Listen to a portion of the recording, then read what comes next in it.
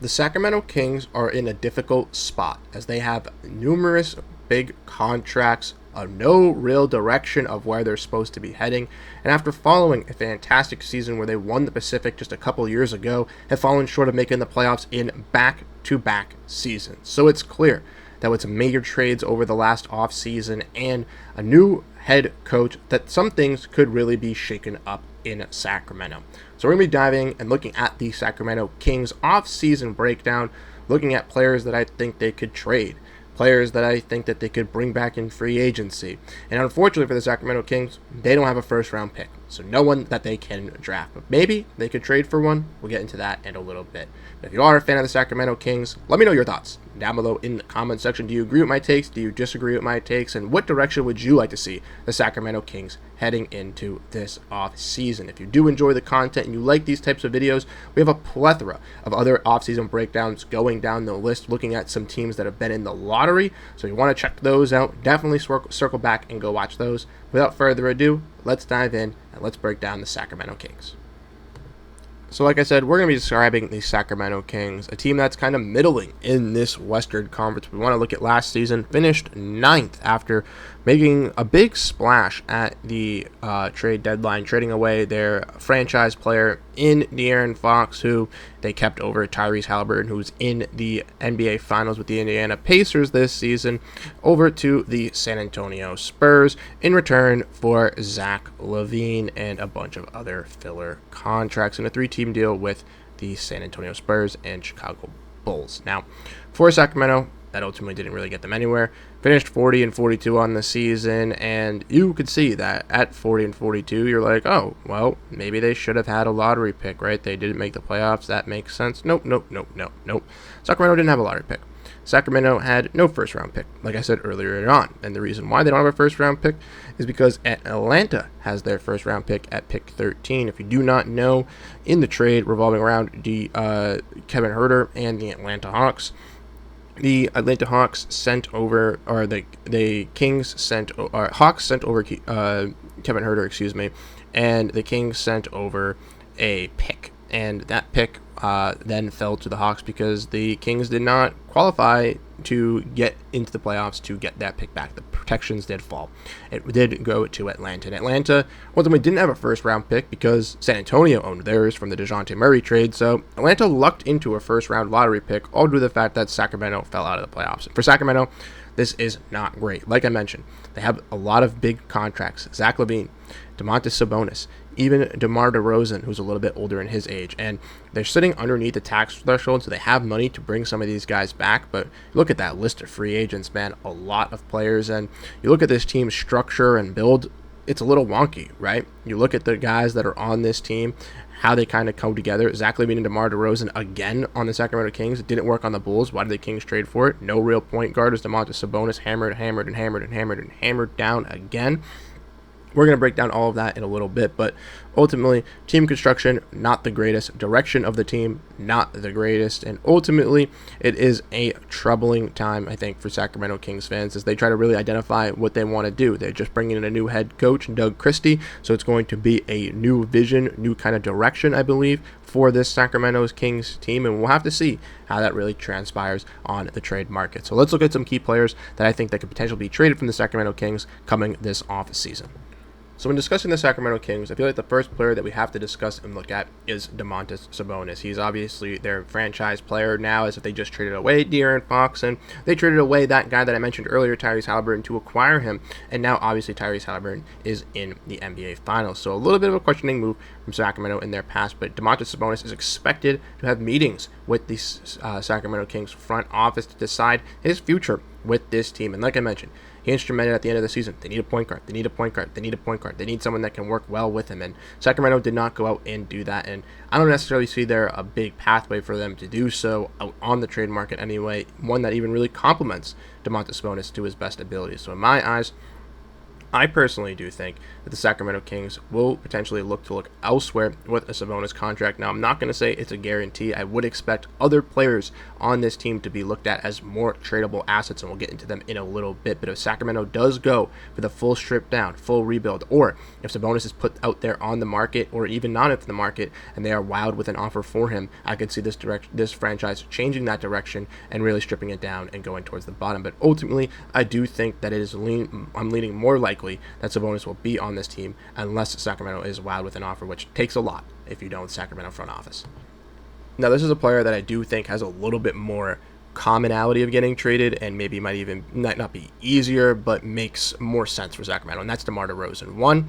Ultimately, I was a big favor of DeMar DeRozan going to the Sacramento Kings, and I spoke on it for years. I thought he would be a great fit, and like that, I was wrong, and I'm willing to admit that I was wrong, and I'm happy that I got to see the fit that I projected for so long and wanted to see, but it ultimately didn't work. And even with De'Aaron Fox, take out Zach LaVine, who got there halfway through the season, it was not working and was not going to work. Obviously, all three of those guys are mainly offensive players, all need the ball in their hands, and there was no defensive insulators to really surround them. DeRozan also a little bit more ISO dominated. Now at this point, getting older in age, has, slowed down a little bit. I think at this point in his career, DeMar DeRozan is most likely, not a secondary option or a third option here on a championship contender. Maybe fringe third option on a championship team. But if you look at teams like the Boston Celtics from a couple seasons ago, when they acquired veterans like Drew Holiday, Kristaps Porzingis, even Derek White, Al Horford, they all, took sacrificial roles. And I think for DeMar DeRozan to kind of get to that quest to become a champion, he's going to have to do that similar on a team. He's going to have to be that fourth, fifth option on that squad. And even though he's making the money of a secondary third option, take some sacrifices in his role to ensure that the team gets a championship or makes it further. And he can obviously instrumentally change the game with his offensive creativity and his scoring rate. But ultimately, I do think it's going to be difficult for Sacramento to trade him because I think Sacramento values him very high as, potentially a third option that can put your team over the hump, where at this point, he is, a secondary third option, someone that if you're a team looking to build, I think necessarily you're really valuing him as a fourth option for you when your team is really struggling at this point of his career. And once again, this player also makes a little bit more sense for the Sacramento Kings to trade in because it kind of doesn't really fit what they have. Once again, have a lot of guards. They have Zach LaVine, Malik Monk. Why do you need two shooting guards? You need a point guard. Malik Monk doesn't really fit that mold. So tried him at point guard. Didn't really work. He's obviously better off the ball. He is a good solid passer, but he's a more catch and shoot guy, someone that can create his own shot. And I like a guy like Malik Monk, even though he fit well with De'Aaron Fox, in more of a six-man type of role in the NBA, or once again, a fifth starter surrounded by an insulated defending team of a good point guard and a really lengthy wing. So in my opinion, if you are Malik Monk in the Sacramento Kings, this fit is just not working. And when you trade away his best buddy in De'Aaron Fox, someone he played college with in obviously Kentucky, that was obviously the connection of what brought them together. But now that De'Aaron Fox isn't there, no really attachment to Malik Monk.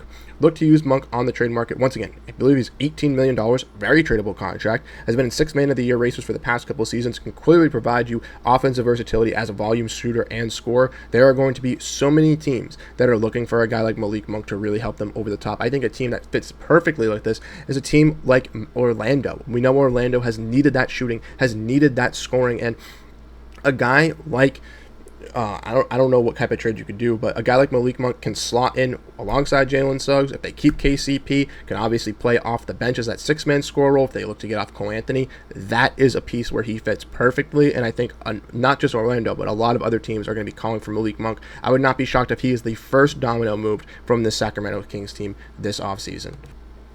Now when looking at players, once again, that I think potentially could get traded, but more or less likely in my eyes, when looking at Keegan Murray, I think his value at the number 4 overall pick and what he presents to the Sacramento Kings is a little bit different to what the NBA really does view him as.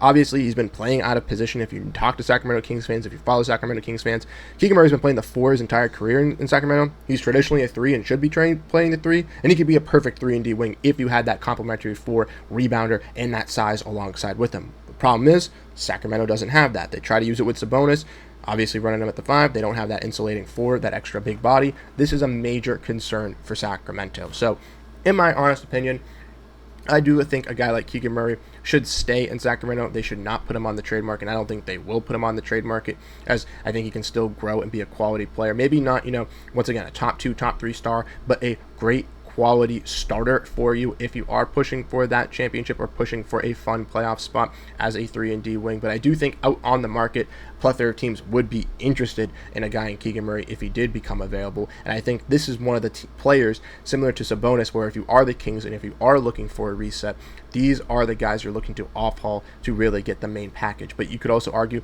that with doing a trade and really resetting, Keegan Murray could be one of those filler players with that. But ultimately, unless you're getting a star player back or a couple, guys that maybe could be a star, I don't necessarily know if that's the right direction, because I don't think Keegan Murray can technically be, a number 2 or number 3 option.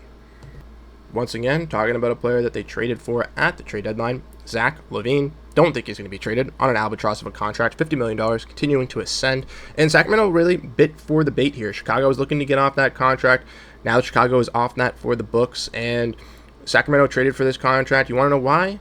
Because they wanted to stay competitive. They want to stay winning. And that's the thing, right? Sacramento, as we all know, it was in that 17-year playoff drought. That's why they don't want to fade away. They want to bring winning basketball to the franchise, but they've honestly dug themselves so far into a hole of trying to get winning players to be good, but it not fitting, that it's put themselves into a spot where they don't have the possibility to really kind of take over in the West and or really reset. They're really in the middle. And with a player like Zach LaVine, you really set yourself up for that. Once again, I think Zach LaVine could be, a solid secondary, third option, probably third option on a championship level contender, but making $50 million. You looked at across the league, Kevin Durant is making the same money as Zach LaVine, and that's no disrespect to Zach LaVine, but even Kevin Durant at his age of 37, I think personally is still a better player than Zach LaVine at this point. So when you compare it, stuff like that, it is a bad contract. Fault on the Bulls for obviously giving it to them. Luckily, they got out of it. For Sacramento, it's a little bit of a major concern in my eyes, but they want to stay the pat. They can kind of keep the pat, and it's one bad contract. And maybe if you do reset, right, if you do to make some of these moves and you keep still Zach LaVine as that veteran contract in a year or two when he isn't expiring, maybe a team is looking to take him on their squad to put them over their hump. You finally get off that deal, and you can fully go to the bottom and really evaluate what you got. And then lastly, one free agent that I want to talk about, because if you look here, he has a team option with the squad, is Keon Ellis. And Keon Ellis is a very questionable player for the Sacramento Kings team for a lot of reasons. One, his style of play is fantastic. He's a defensive, gritty guy, hard-nosed defender, can sometimes hit the corner three, as we saw in the play-in game versus the Golden State Warriors two or 3 seasons ago. I don't remember at this point. I think it was 2 seasons ago, but because they played the Warriors twice back-to-back years. Anyways, Keon Ellis, really, really great on-ball defender. Can be perfect alongside a guard like Zach LaVine, but the problem is he's a 2.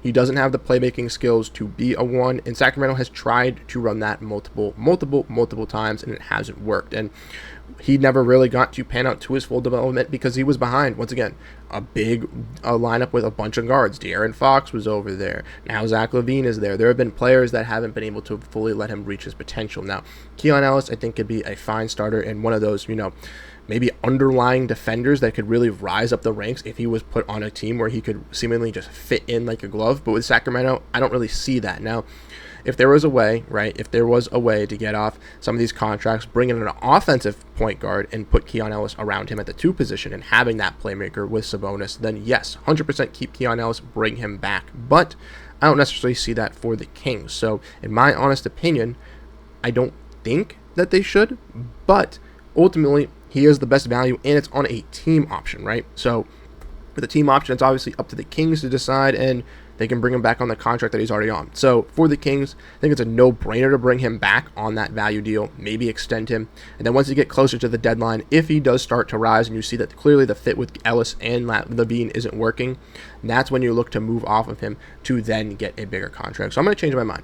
I'm going to bring back Keon Ellis, not going to let him walk, but I'm going to keep my eyes open for him on the trade market starting next trade deadline, because that's when I think a guy like Keon Ellis could really be available if he's not fitting in with the Kings. Once again, let me know your thoughts down below in the comment section, Kings fans, if I did a good job talking about them. If I didn't, do you agree? Do you disagree? Once again, they're kind of, it's a tough situation. They're in a tough spot. I really do feel bad for Sacramento. Once again, when they made the playoffs a couple seasons ago, I was jumping for joy. I was rooting for them so heavily versus that Golden State Warriors squad. And then you obviously have, the 1 year hangover of like, oh, they made the play-in, but then they failed and lost to the game to the Pelicans, but they would have gotten swept anyways, or maybe lost in 5, so it doesn't matter. And then you go to this season, and it's just another thing, just another recipe of what you saw the season previous. There's no gradual ascension. It's just middle. Same. Middle. And if you're a fan of a franchise, you want to see growth every season, regardless of it's at the bottom or in the middle and going up. And unfortunately for Sacramento, that hasn't been the case. So that's why I think a little bit of change is necessary. But thank you guys so much for tuning in to today's episode here on Swish City, where we dove in on the Sacramento Kings offseason breakdowns. Like I said, if you enjoy the content, definitely check out the playlist down below. There are a plethora of other teams. We've done every single team that's been in the lottery so far, and now we're starting to get out teams that were in the lottery that didn't have a pick, and then we're going to start diving into teams that were in the playoffs. So let me know your thoughts. Thank you guys so much for tuning in, and I'll catch you in the next one. Peace out, and have a great rest of your day.